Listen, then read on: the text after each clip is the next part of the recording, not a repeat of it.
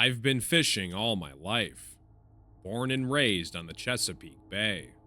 It's in my blood. My father taught me everything I know, how to read the tide, feel the wind, and respect the water. The bay is a fickle thing, calm and welcoming one moment, deadly the next. But I thought I knew it like the back of my hand, and boy was I wrong. It was late September, just before sunrise. The water was glassy, and the air carried that damp chill that signals summer's end. I was out on my old skiff, the Minnow, about a half-mile away from shore. The spot was secluded, tucked between two jagged inlets, and locals called it Deadman's Cove. An ominous name, sure, but the fishing was always good. The deeper channels there meant striped bass practically jumped into the boat. That morning, though, the silence felt heavy, the kind of quiet that presses against your eardrums and makes you feel small. I shook it off and cast my line. After a few minutes, I felt a tug, a hard one. My rod bent nearly in half. I grinned, thinking I'd hooked a big one, the kind you take a picture of and frame. I started reeling it in, the fight putting an ache in my shoulders. But something felt off. It wasn't jerking like a fish. It was heavier, slower, almost deliberate. When I finally pulled it to the surface, my stomach dropped. It wasn't a fish. It was a tattered net, clumped with seaweed and something else. I leaned over to pull it up, and that's when I saw it. A human arm, pale and bloated, tangled in the netting. The flesh was moldy and waterlogged, the fingers bent at unnatural angles. I scrambled back, my hand shaking so badly I nearly dropped the rod. Then the smell hit me, like rotting meat left out in the sun. I gagged, but before I could think of what to do, I noticed something else. A ripple. The water around the net wasn't calm anymore. It moved, as though something massive was just below the surface. The boat began to rock, harder and harder, the water sloshing over the sides. My heart was pounding, my breath coming short, panic bursts. And then I saw it. A face. No, not a face. A grotesque mockery of one. Eyes sunken deep, skin pale and stretched tight, mouth open as if screaming. It wasn't human. It couldn't be. It rose up, water streaming off its skeletal frame, and its long, clawed hands gripped the side of the boat. I froze, unable to move, as it leaned closer. The stench was unbearable, like death and decay rolled into one. Then it whispered, a guttural rasp that cut through the crashing of the waves. Leave. Something in me snapped. I grabbed the boat's oar and swung it with everything I had, hitting the thing square in the head. It let out an ear-piercing shriek and disappeared beneath the water, taking the bloated arm and the net with it.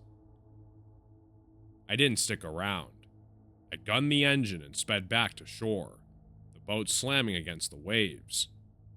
When I reached the dock, I jumped out and ran, not stopping until I was back home, trembling and soaked to the bone. I reported what I saw to the authorities, but they didn't find anything. No body, no net, just my footprints on the dock. They chalked it up to exhaustion or imagination, but I know what I saw. I haven't been back to Deadman's Cove since. Some nights, though, I dream about it. The face, the claws, the voice. And when I wake up, I swear I can still smell that sickly, rotting stench.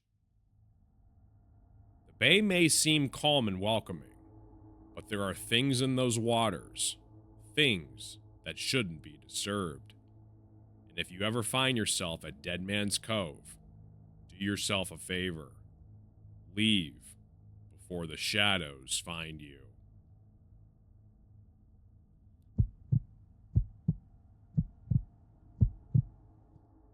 It was supposed to be a simple day out on the water. My buddy Kevin and I had taken his boat out to Lake Redfern, a sprawling reservoir tucked deep in the Appalachian foothills. The lake wasn't touristy, which is why we liked it. Just miles of still water surrounded by dense pine forest. Perfect for fishing. It was late afternoon, and the sun was low, streaking the sky with orange and purple. The air was crisp, the kind that makes you feel alive. We'd been casting lines for hours, catching nothing but weeds and the occasional tiny perch. Kevin cracked a beer and leaned back, muttering about how the lake was supposed to be full of bass. That's when I saw it. A sleek, black shape gliding just beneath the surface about 20 yards from the boat. "Kev, did you see that?" I said, pointing out into the water. He sat up and squinted. "Probably just a log. Let it go, man." But it wasn't. Logs don't move like that. It cut through the water with purpose, smooth and fast, disappearing into the shadows beneath a thick patch of trees on the far shore. "Come on, dude, let's check it out," Kevin said, already starting the engine. I didn't love the idea, but curiosity got the better of me. We motored over, the hum of the boat breaking the lake's eerie silence. As we neared the spot, I leaned over the side, scanning the dark water. It was clear at first, just murky green, the way lakes get when the sun starts to set. But then I saw something below us, hovering maybe 10 feet down. It was massive, at least 20 feet long, with a faint, pale outline. At first, I thought it was some kind of rock formation, but then it moved. The shift was subtle, but unmistakable. A slow, deliberate roll that revealed a massive eye staring up at me. "Kevin, there's something down there." He laughed, thinking I was messing with him, but his smile faded when he looked over and saw my face. "What is it?" he asked. I didn't answer.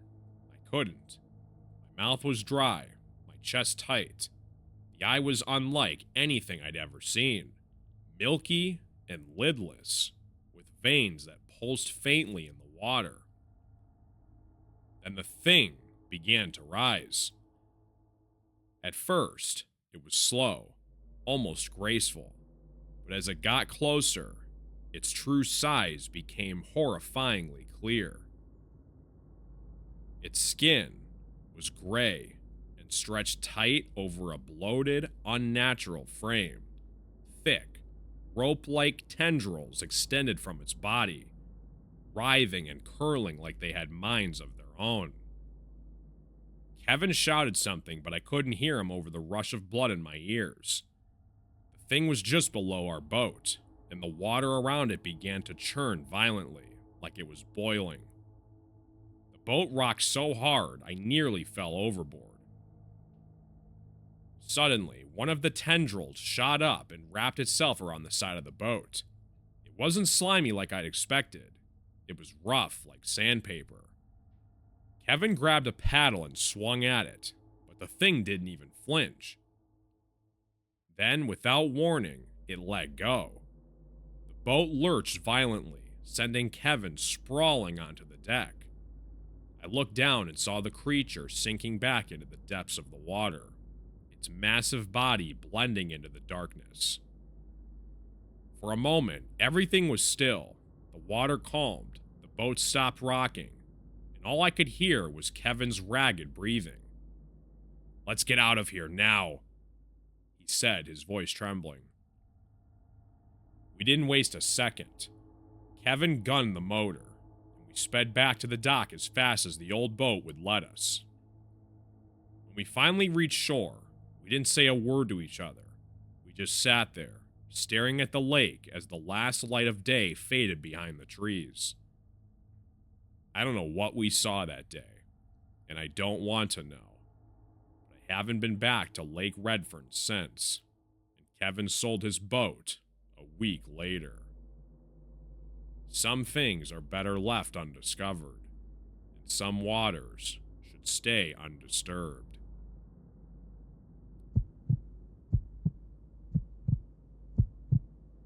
I still don't talk about what happened on that fishing trip. Not with my wife, not my friends, not even when they ask when I sold all my fishing gear and never went back. I'll tell you though, because maybe it'll keep you from making the same mistake I did. It was late October, one of those gray, overcast mornings when the sky seems like it's pressing down on the earth. My friend Josh and I decided to hit Black Hollow Lake before the weather got too cold. The lake wasn't big, just a quiet little spot surrounded by thick woods, but it did have a reputation for good-sized trout.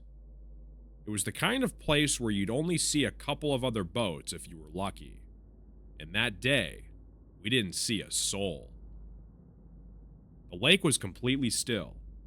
Sheet of dull silver stretching out under a sky so low it felt like you could reach up and touch it. Even the birds were quiet. No sounds except the soft slap of water against the boat. Josh and I had been fishing for about an hour when we noticed something floating off in the distance. It was about 30 yards out, half submerged. At first, we thought it was just driftwood. Branches sometimes broke off the trees and ended up in the lake. But as we drifted closer, it became very clear that it wasn't driftwood. It was a body. I froze. Josh, always the bold one, whispered, "We have to check it out." Before I could argue, he was already pulling the anchor and paddling us closer. The body was face down in the water, its skin pale and swollen. It looked like it had been there for days. The back of the shirt was torn, revealing jagged wounds running down the spine. "Should we call the cops?" I said, my voice shaking. "Yeah, of course we have to call them," Josh said, leaning over to get a better look. But as soon as he touched it, just a light nudge with the paddle, the body shifted, and it moved. Not like something floating on the current.